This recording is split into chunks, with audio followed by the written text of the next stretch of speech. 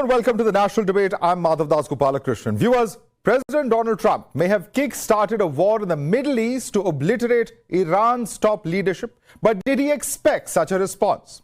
While senior leaders of Iran's government are being eliminated one by one, the regime continues to fight back and rain missiles across the Middle East, prolonging what the US initially termed just a 4-week war.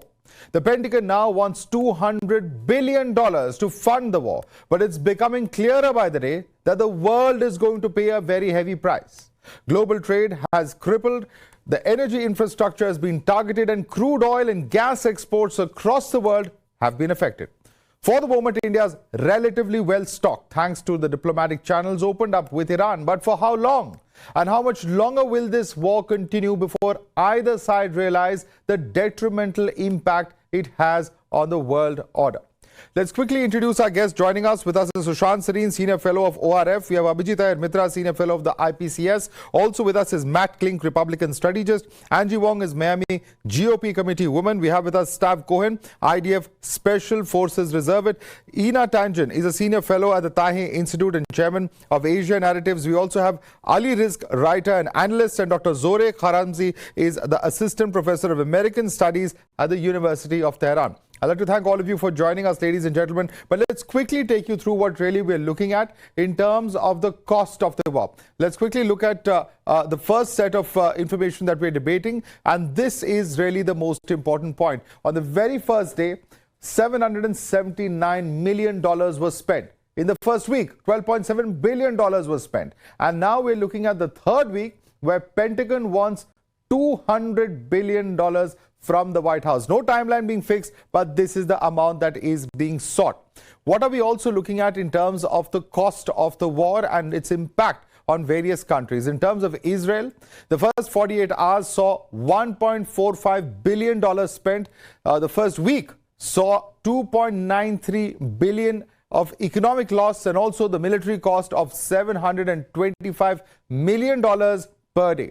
What about other countries in terms of what US has lost so far? 3 F-15 fighter jets were shot down by Kuwait in friendly fire. One F-35 has in fact been damaged in enemy fire. It's made an emergency landing at the US base as well.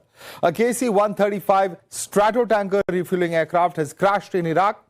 In Bahrain, US Navy's 5th Fleet headquarters has been hit. And reports coming in that a total of 16 US aircraft were hit, including 10 MQ-9 Reaper drones. Now, this is, of course, as per the publicly available information.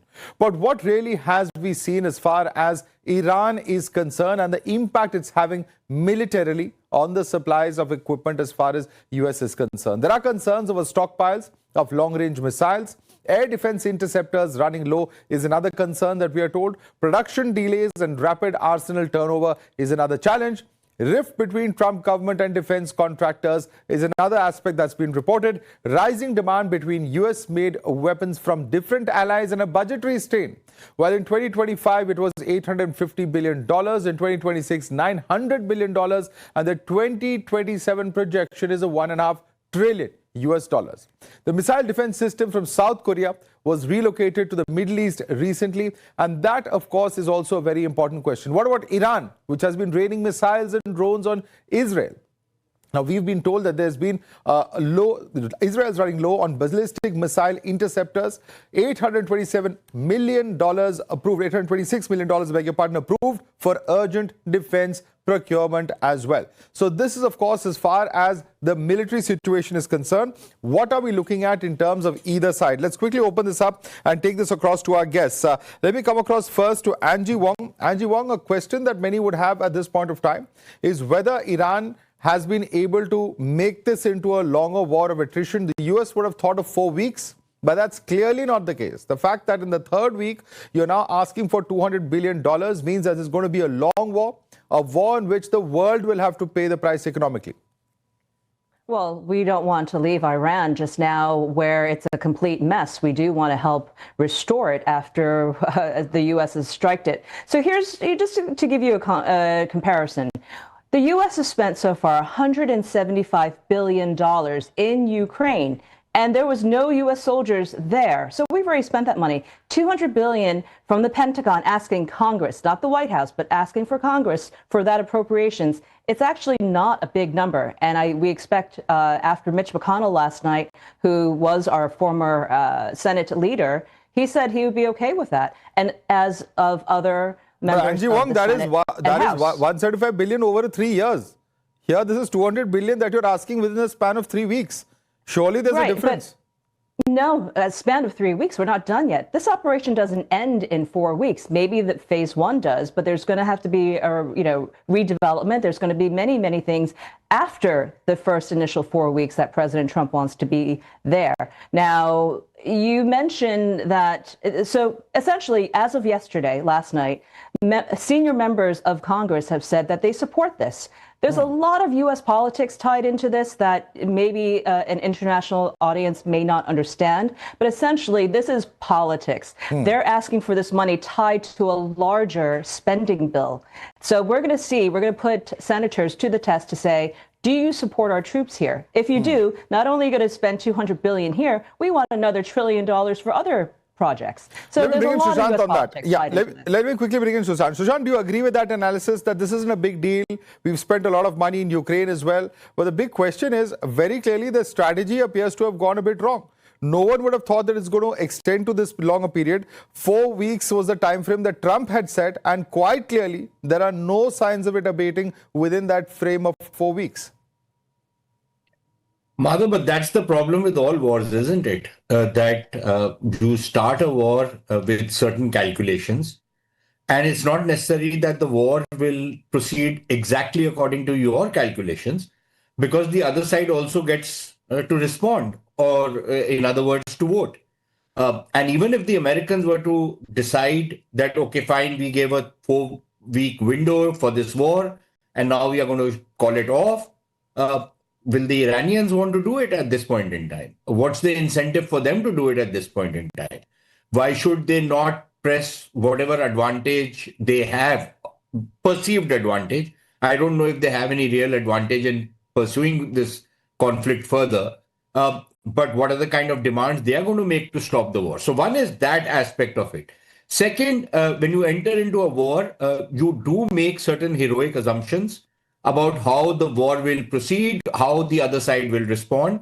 And clearly the Americans have miscalculated big time on this. I don't think they expected the Iranians to strike all the Arab countries, and I don't think they expected the kind of oil shock which has happened because the Strait of Hormuz has been closed. I don't think that was taken into account. And that does not affect only the countries which are in the direct line of fire of this conflict. It affects the entire globe. Not only are oil prices going up throughout the world, but there are serious supply constraints that are now starting to emerge. They will hit us. They will hit all other countries.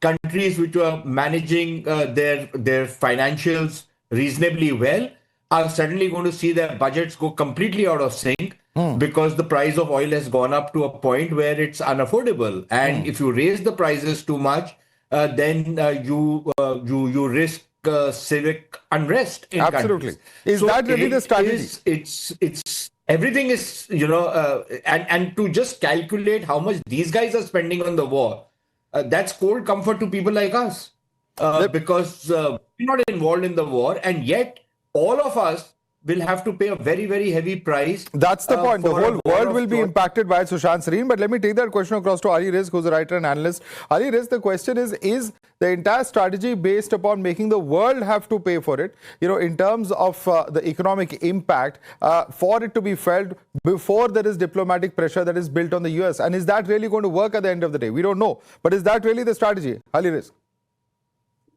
Yes, that is Iran's strategy. I think Iran's strategy is to make the world, but namely to make the United States feel economic pain.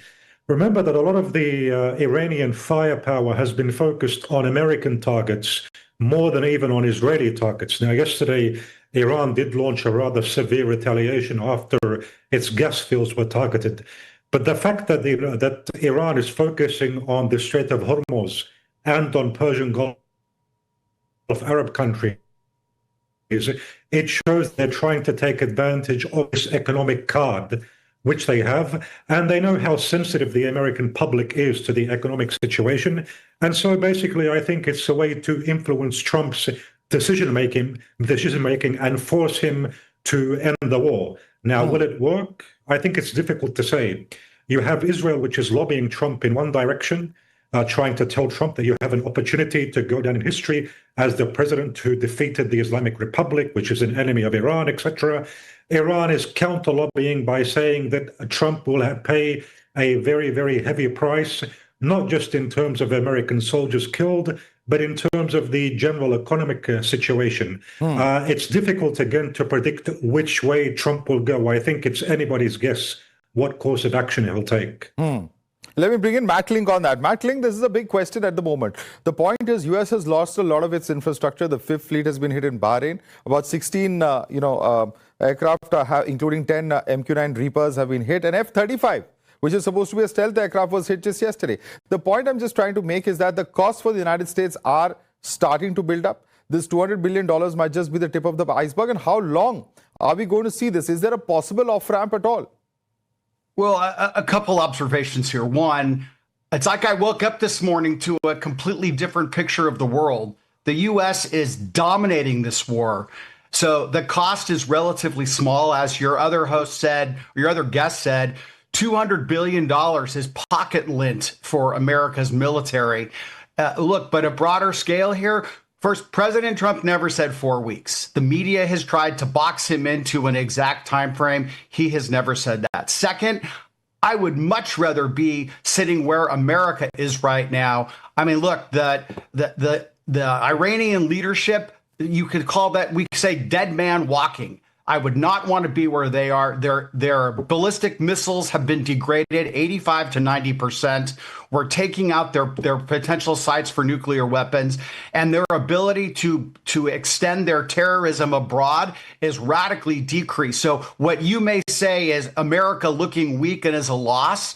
The rest of the world looks at it objectively and says, America is kicking butt right now. Matt Link, let me agree with everything that you've said. Of course, it's a fact that the top leadership of Iran has been obliterated. Of course, it's a fact that at least you claim that you've hit a lot of their missile depots, so on and so forth. But the point is, they still continue to fire away at Israel and the rest of the Middle East. You haven't taken away their ability to strike. And as long as they can do that, they continue to remain a threat to US and Israel.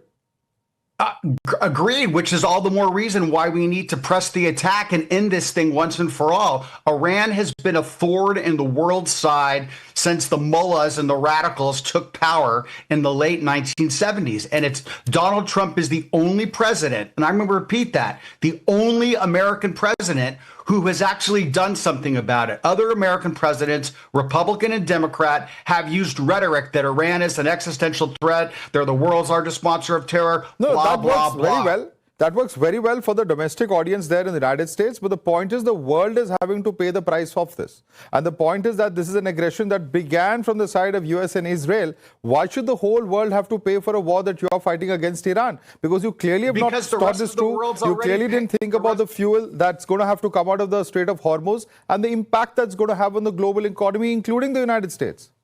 And if Iran gets a nuclear weapon, you don't think that Iran would hold the rest of the world hostage? The rest of the world should send America a big thank you note for fighting and doing the job that the rest of the world is too weak or too bound in international law to do. Well, Joe Kent, who resigned as the NCTC chief, didn't seem to believe that. He resigned saying there was no threat to the US at all.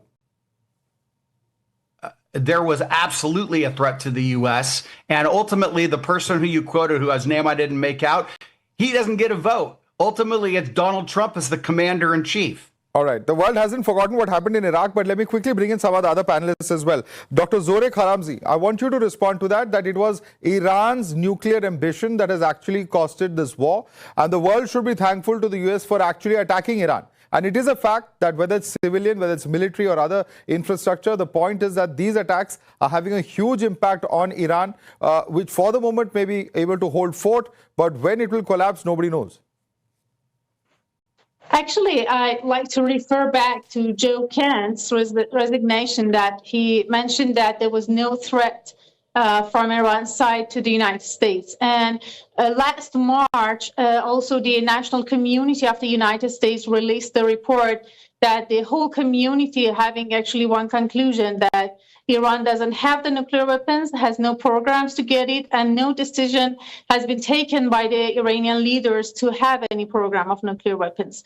So I think that what is running this war is Israel. Israel likes to have a scorched earth policy in the region, and Israel likes to see all the region, the GCC countries and Iran, and all oil and gas installations in both sides to be under destruction to develop its great map policy. And Trump and the Epstein class people like Trump and the United States are the hostages, and the energy side of the global economy is the hostages in hands of Israel.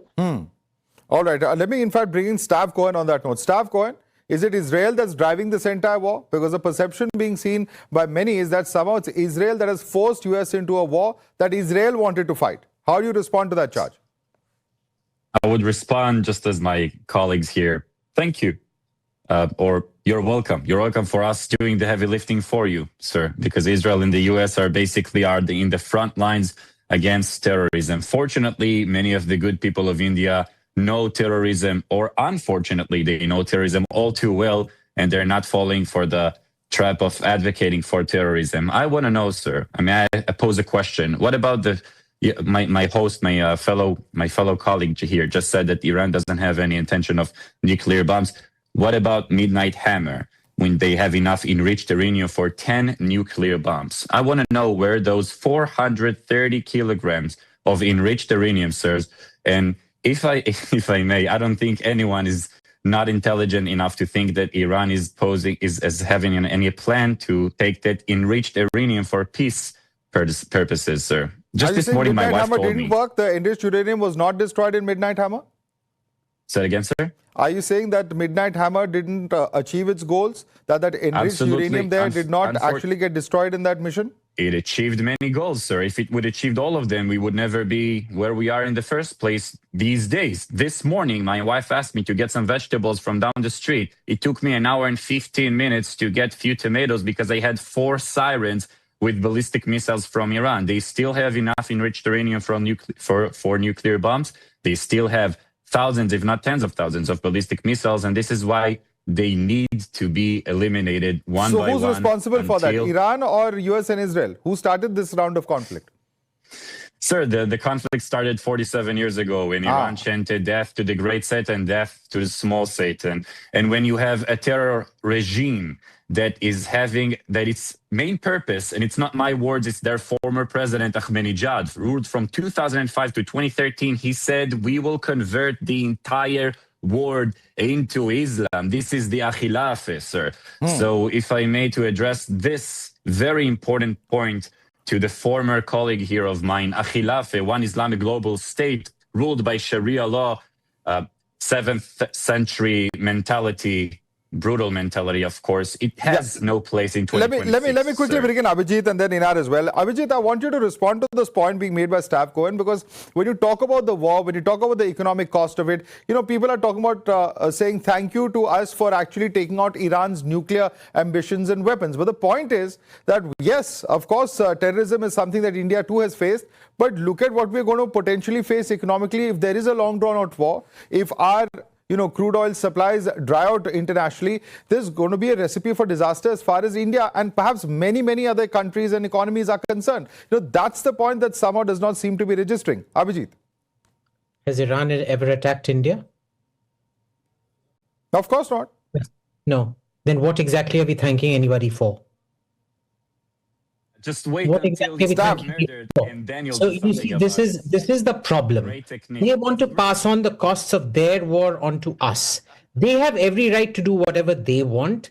But when Mr. Trump is going smoochy with Asim Munir, who heads up the biggest terrorist organization on earth called the ISI and the Pakistan Army, you've got to be a bit ludicrous to be coming on Indian TV and saying we need to be thanking you.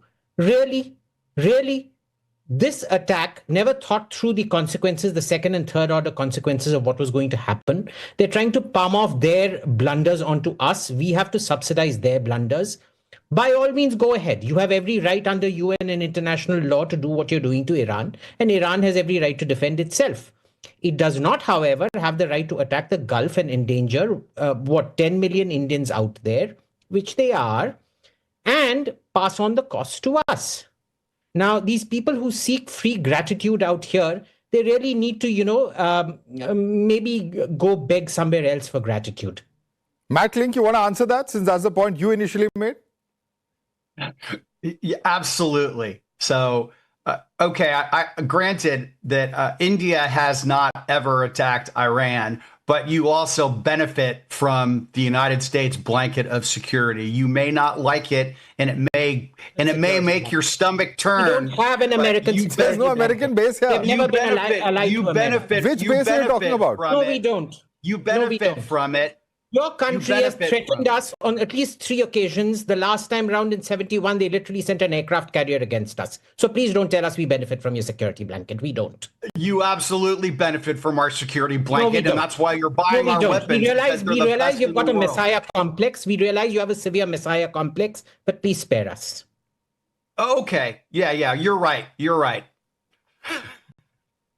No, Matt, answer the question. The point is that, you may bring up this terrorism argument, but the point is, when it comes to India, and when it comes to India and Iran equations, they're quite different. When it comes to India, America am I going to answer? Is this guy going to keep talking over me? Systematically subsidized terrorism against India. Okay. They have been mollycoddling the Pakistanis for the longest period of time. Exactly. So let him answer that. Matt Link, subsidizing terrorism against India, and the fellow who just carried out a strike against India that killed more than 20 innocent people. Okay, so clearly lowered down. They were checked if they were circumcised or not, and shot for being hit. Let Matt Link respond. I want Matt Link to respond to this because, Matt Link, this is the problem. United States is completely obtuse to India's own sensitivities when it comes to terror, yet it expects not just India but the rest of the world to dance to its tunes where it perceives a threat. Whereas we've seen what's happened in Iraq in 2003, where there were no weapons of mass destruction. You're darn right. We expect the rest of the world to dance to our tunes because you all benefit from the security that America provides to the rest of the world. So if you want to side with the mullahs in Iran, you know what? You go right ahead. I guarantee you, your people will be worse off than they are now. Diplomacy is not a zero-sum game. There are many nuances to diplomacy. You may see everything in black and white, but that's not how the rest of the world sees it. The Iranians doesn't work. So let me bring in Ina Tangent. Ina Tangent. Well, you have a situation here from 1996 when there was this paper called Clean Break. It was devised and sent to Netanyahu, which said, don't bother with diplomacy, just weaken all your neighbors. 30 years later, after numerously saying over those 30 years that Iran had a nuclear weapon or was about to within 3 days, 3 months, 3 weeks, whatever, he finally convinced, a useful idiot, Donald Trump, who was beset with the Epstein files and his own domestic failures, to use this as some sort of deflection. He had worked in Venezuela. He thought he could do it again. And I completely agree. What he decided was he doesn't really care about what happens. The idea that the United States was not aware of the Straits of Hormuz is completely laughable. You can go back through Pentagon papers, white papers. They have identified this. You have the CIA saying they were not a threat. You have the State Department saying they were not a threat. The military saying this won't be easy. Donald Trump went ahead with this for his own personal reasons. And, I'm amazed at the arrogance of our panelists here going, oh, you have to, be thankful to us that we're going to impose a recession on the whole world that's going to affect countries like India. There could be civil unrest when people don't have food. They're estimating a food shock of somewhere between 5 and 10% because all energy, all food comes from energy, whether it's the fertilizers that start it, the tractors that nourish it, the pumps that irrigate it. It has to be picked. It has to be sent to market. This all takes energy. A simple loaf of bread is between 15 and 25% energy. So this idea that you should be thanking the United States for making sure that you're going to have people who are not able to eat, very difficult to see. All right. Let me quickly, in fact, take our viewers through some of the aspects of energy and also, of course, in terms of the Iranian leadership that has been completely obliterated. Ali Khamenei, the supreme leader, Mohammad Shirazi, chief of Khamenei's military bureau, Abdul Rahim Musavi, chief of army staff, Major General Mohammad Pakpour, who's the IRGC chief, Reza Musafiri, who's the NI ex-chairman of the SPND, Hussein Jawal Amilani, SPND chairman, Amir Nazirzadeh, Iranian defense minister, Ali Larijani, the National Security Council secretary. There is, of course, the Defense Council Secretary Mohammad Ali Shamkhani, Saleh Asadi, who's the intelligence command head, Ghulam Reza Soleimani, the IRGC commander, Ismail Khatib, Iran intelligence chief, and Brigadier General Mohammad Naini, the top IRGC spokesperson. Let's also quickly bring in the next talking point, which is the impact that all of this has on the global fuel supply chains. These are some of the big depots that have been taken out. We're talking about Iran, where the Agdase oil warehouse has been taken off. We're also talking about the Tehran refinery in South Tehran, the Sharan oil depot in West Tehran, as well as the oil depot in Karaj that has been taken out, in the oil transfer center in Al Borz. The South Pars North Dome, the world's largest natural gas field in the Persian Gulf, that was taken off, where also Qatar has huge stakes in. Israel, the Haifa refinery has been targeted. It's the country's largest over there. In Qatar, the Ras Laffan LNG facility, which has also been taken out, as well as the Mesaid Industrial City power plant. There's also the Saudi Arabian Ras Tanura refinery, a massive refinery there as well. In UAE, the Musafa fuel terminal that has been taken out, the Fujairah oil terminal also that saw an attack over there. The Ruwais industrial complex also being attacked over there. In Oman, the Dukhan port fuel storage area, as well as in Oman, the Salalah port energy facilities, which saw that particular strike. In Bahrain, the Bapco refinery, which has been impacted, and the Sitra Island oil refinery in Bahrain as well. In Iraq, the US operated oil field as well has been impacted. Other oil fields in Basra, as well as the US energy headquarters, etc., that have been impacted. In Kuwait, one of the largest oil refineries that has been impacted. This is in Mina Al Ahmadi. And also, of course, those are the pictures, in fact, from that very same aspect. Now, look at the entire aspect of what really has happened in the Strait of Hormuz being choked. 20% of the global oil supply being disrupted. India depending hugely on this, and also the fact that in South Pars, it is the Qatar-Iran maritime border that you can see over there, North Dome, and right over there, where in South Pars this attack has taken place, very close to the Strait of Hormuz within the Persian Gulf itself. And with this being choked, when fertilizers, 20% of global shipments have been affected, as one of our panelists was just telling us. That too will have a huge impact as far as the food supply chain is concerned. Let's also take a look at what India's energy security needs are and what India is doing. India has, of course, started importing Russian crude oil.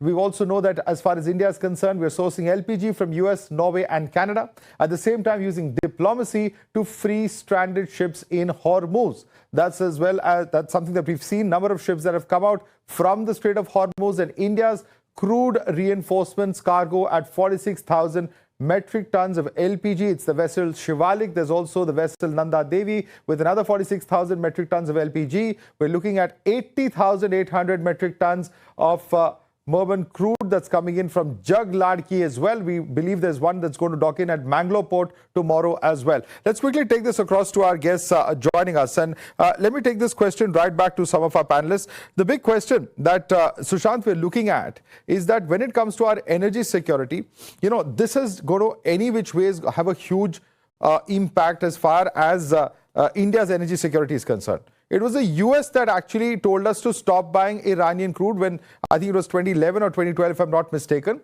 and India stopped doing that. Now, as of yesterday, we heard Scott Bessent come out and say that we're going to unsanction Iran crude as if that's going to really help the global economy. So it's a flip-flop on part of US that we're seeing once again.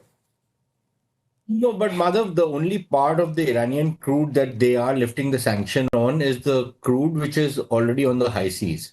Otherwise, the bigger problem as far as the oil economy is concerned is that roughly 20-25% of the global oil supplies have virtually shut down. Right now, you're just talking about the tankers and the tankers which are stranded in the Persian Gulf. But there are no tankers going in to fill up from there and then supply to the international market. So essentially, these supply constraints are coming in. The Russians cannot fulfill the entire demand of the market, even if some of the other countries were to ramp up their production, they cannot. And then, apart from the supply constraint, is the price issue. So forget about Brent crude. The crude at which India, the crude basket that India buys, for itself, has gone up to $156 a barrel, which will have an impact as far as our energy security is concerned. At the very least, the prices are going to make inflation go through the roof. And for the Americans, and the kind of ugliness with which we've heard some of these Americans speak on the show, as though I need to be utterly obliged that, my baap, your great lordship, we prostrate at your feet because you are saving us. Please get off this hobby yours. Yes, we have a security relationship with you, but you don't give us a security umbrella. We are not dependent on you for any of our security. We are not like Europe that looks for American soldiers coming to fight for us. We fight our own battles. In fact, you have always sided with our enemies. You have never sided with us in any conflict. So please get off this hobby horse of yours and this high horse which you guys have climbed on and thinking that you rule the world. You don't. So get off it before, we are not used to using the kind of language you use. But there is plenty of stuff that can be said to you guys. But, the sheer arrogance of these guys, the kind of insulting attitude they have, which is why even the Europeans are now asking them to go off. They're okay, fine. Okay, language. Go fight it yourself. Yeah, language. This is the problem with these guys. The kind of ugliness they bring to the table is shocking. Then they don't even realize how obnoxious they are. Yeah. And Matt, actually, you should answer that, because the point is Trump played fast and loose with his whole policy of tariffs, sending the global economies of different countries into all sorts of tizzies. And now it's the US that's actually trying to or will have to pay the cost of this war. We don't know how long it's going to go on. The least you can do is be a little less arrogant about it. Well, gee, thank you for that subtle question there. Look, I mean, America is doing the heavy lifting in the world. We took out a problem in Venezuela that was, a source of tension in our hemisphere. The Iranian problem has been one that has bedeviled the world, and everybody in the world complains about Iran, but nobody was willing to step up and do anything until Donald Trump did.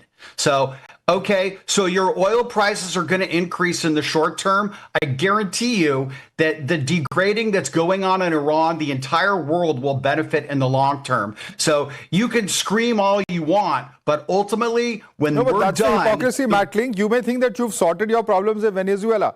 When it comes to India and Pakistan, you are completely hypocritical. You're okay with supporting terrorists like Asim Munir. Okay, well, again...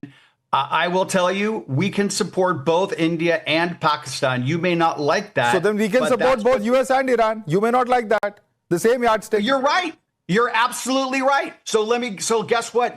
India's going to look out for India's interests first. I don't begrudge India for doing that.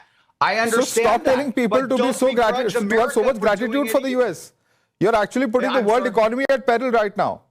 I don't think any of the other panelists are quite happy with that. Or I don't think any citizen would be very happy with that. There's a big chunk of America that's perfectly happy with what's going on in Iran right now. So I'm more concerned about domestic consumption. You all can say whatever you want about the Indian economy and the Indian politics. I can tell you right now that the world will be a better place when America finishes with Iran, and we hopefully have a different regime in there that is more representative of the Iranian people, not radical Islam. Okay, Ali Riz, you want to respond to that question? Yes, look, the level of ignorance which I've heard is very unbelievable. To say that somehow America's winning this war, look, the American intelligence itself said that regime change can't happen in Iran even if they were to launch a large-scale operation. This is what American intelligence is saying. So I think that some of the people in this program, they appear to be more like a spokesman for the American Trump administration more than they're actually analysts. And to talk about Sharia as well, that Iran is going to impose a kind of religious, strict Sharia, this reflects also an utter level of ignorance. The party that wanted to impose Sharia, by the way, which was ISIS, it wanted to establish a Khilafah state and impose Sharia.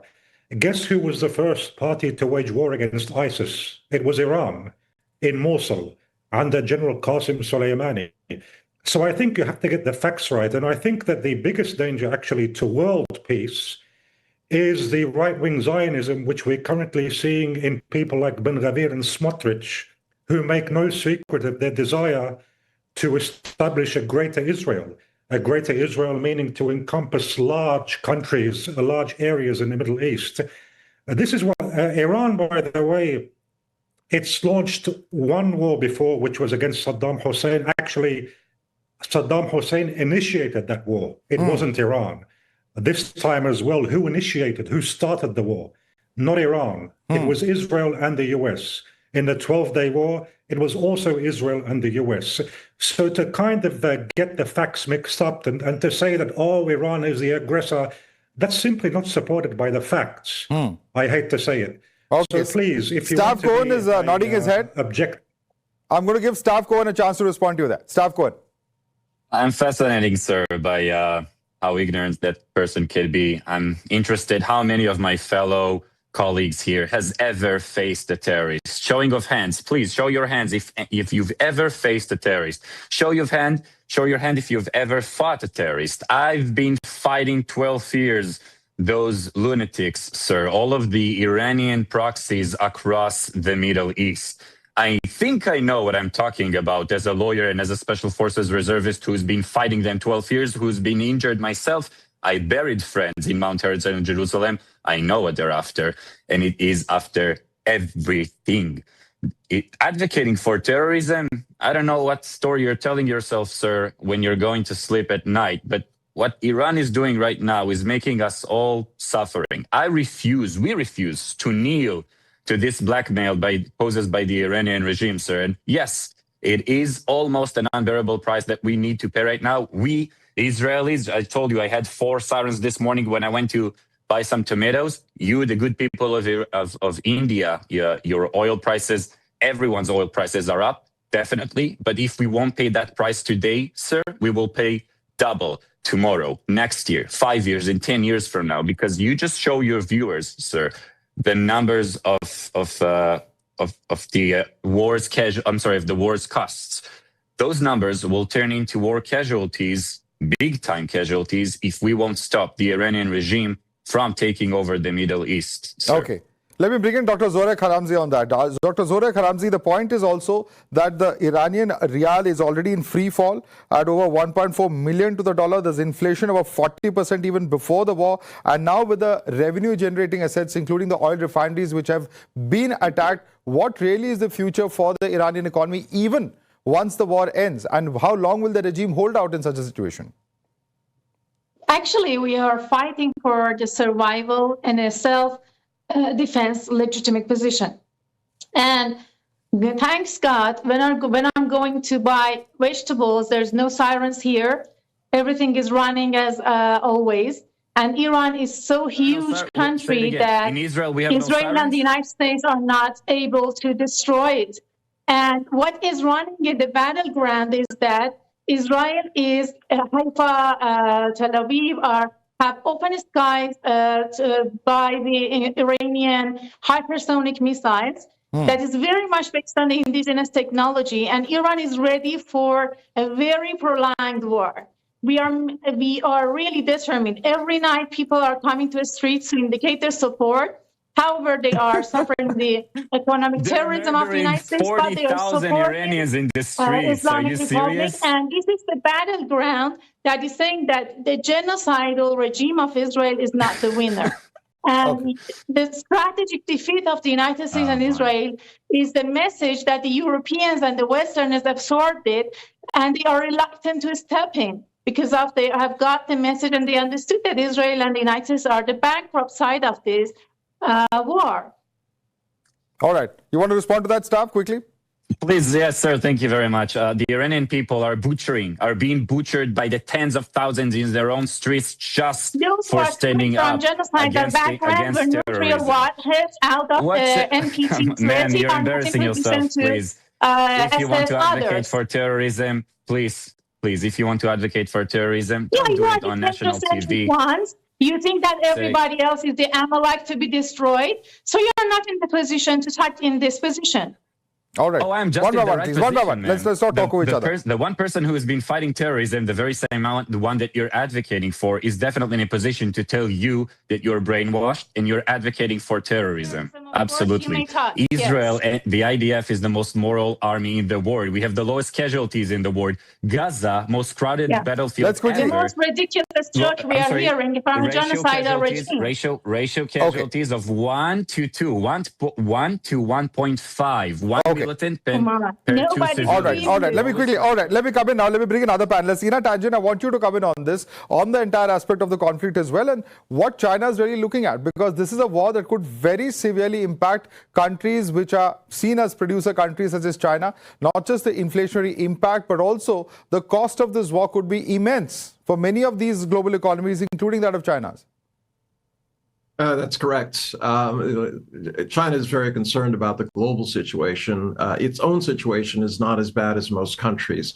It has a third of the world's oil reserves, 1.1 billion barrels put away. That's long enough to allow it to transition to the mountains of coal that they have. There will be an environmental cost to that, obviously. But they also are the leaders in alternative energy. They're the ones who are putting in, I think, 20 more nuclear power plants. So it's a question of time. Over the short time, obviously, they'll have to pay more. But one thing one of your analysts missed is what Iran is doing. They are now charging these oil tankers to go through, and gas to go through the Straits of Hormuz. It's actually a contract. You have to sign it, and money has to be exchanged. So this idea that you can take over Karg Island and you can, take away their oil revenues is wrong. They're going to continue to hold up any flag vessel that they don't like and say you have to pay. But in terms of how this all plays out, the gentleman from Israel asked me if I've ever faced a terrorist, and I would say yes, him.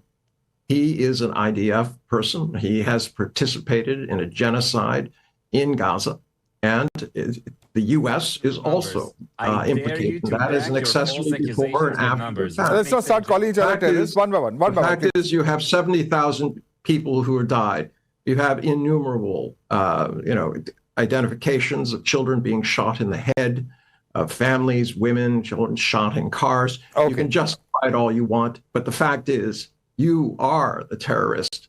It is hard to understand that. Okay, let's not start calling each other terrorists. That's not going to get into any kind of constructive debate as well. But let me bring in Angie Wong. Angie Wong, the question is this: today, even European countries are rejecting Trump's call when he asked for them to help out with the Straits of Hormuz with their naval vessels, so on and so forth. Somewhere or the other, the world is completely rejecting not just this war, but also what US is saying internationally. And Trump then later said, no, we don't need them. The point I'm making is that even your close allies such as NATO are now trying to keep an arm's distance as far as this war is concerned. And I think your information needs a little bit of updating. As of yesterday, France, Germany, Italy, the Netherlands, Japan, they've all signed up to be part of the coalition of Hormuz. They're coming in with their navy, and they're going to help the safe passage of oil being moved after things get settled down. After things are settled down, right? Oh, no, I mean, they're starting now.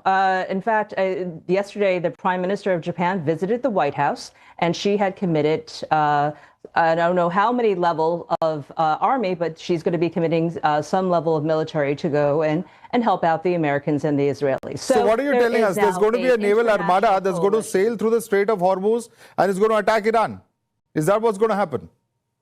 I don't know what their military operations is going to look like, but I want to just put this out there just for thought. I mean, everyone is feeling the economic shock of the Straits of Hormuz being effectively closed, right? But how much of it is by design? Remember the earlier operations of the U.S. We went into Venezuela, the largest crude oil production country in the world. So we know that that is perhaps a shift from being an oil-dominant Middle East, where 20% of the oil production comes from there, to now rejigging it and moving it to Venezuela, to Latin America. Iran certainly isn't Venezuela, either by size or in terms of its geographical location. But Abhijit, I want you to respond to that, because to the best of my knowledge, many countries have actually distanced from what US is doing in the Middle East. According to Angie, and this is news to me, all of the NATO and others have agreed to actually come and participate in this war. When did that happen? They haven't agreed to participate in the war. They've released a statement, which I'm looking at right now, the UK version of it. Readiness to contribute. They have not in any form or way given any tangibles of what they're going to do, but their readiness to contribute. Their current ship that was sent to protect their base in Cyprus, the British ship, apparently is malfunctioning.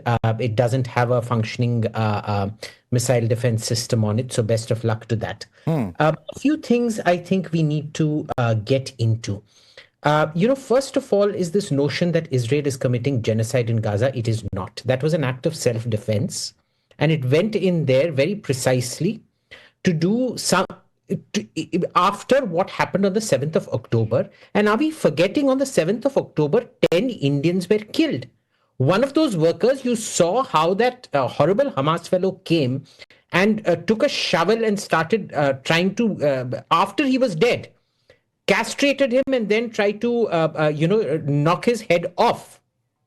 That was a completely different thing. If you look at the numbers, they simply don't tally up to a genocide. Even the ICJ had to change the very definition of a genocide in order to convict Israel. Now, that is the case of a politically motivated judgment where you fix the law to find somebody guilty. Let us keep that aside. That is not what we're discussing right now. We're discussing Iran. And the problem is you keep getting into a quagmire when you keep conflating things. Second, we need to understand with the oil problem right now, this has happened. Why? Because some people could not make their war plans properly. Do they have a right to wage war as they see fit? Yes. But they have no right to expect gratitude or whatever from the rest of us. Third, when we come to Venezuela, please tell me who imposed sanctions and blockaded Venezuelan oil? This is like saying, this is like the Roman fire brigade in the time of Augustus. The Roman fire brigade, when Augustus started it, used to be the biggest pyromaniacs themselves. They used to see the fire and then demand money to come and put out the fires.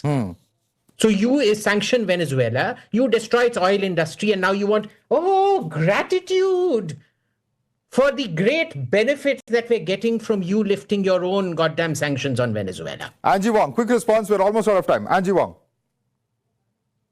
I don't know if I agree with any of that. Clearly, a lot of people on this panel is embedded in a lot of folklore and hate, and I understand that as an American. We're not here to really even take a side on this, because we're here to make sure that there is energy security for all. But we have to make sure that we remove a regime that wants to kill us, that wants to build nuclear power and nuclear bombs against everyone else. So this is what our main mission is. I think within 4 weeks' time, President Trump and the Trump administration will get that done. And I hope that they will declare victory on phase 1 of this operation and get out of there, because we don't need to go into an ideology war, which is clearly what all of this has spun out to be. We don't want to do that. All right. We'll have to leave it there for the moment. I'd like to thank all our panelists for joining us. Sushant Sareen, Abhijit Iyer Mitra, Matt Klink, Angie Wong, Staff Cohen, Ina Tangent, Ali Rizk, Dr. Zorek Kharazmi. Thanks so much for joining us on this edition of The National Debate.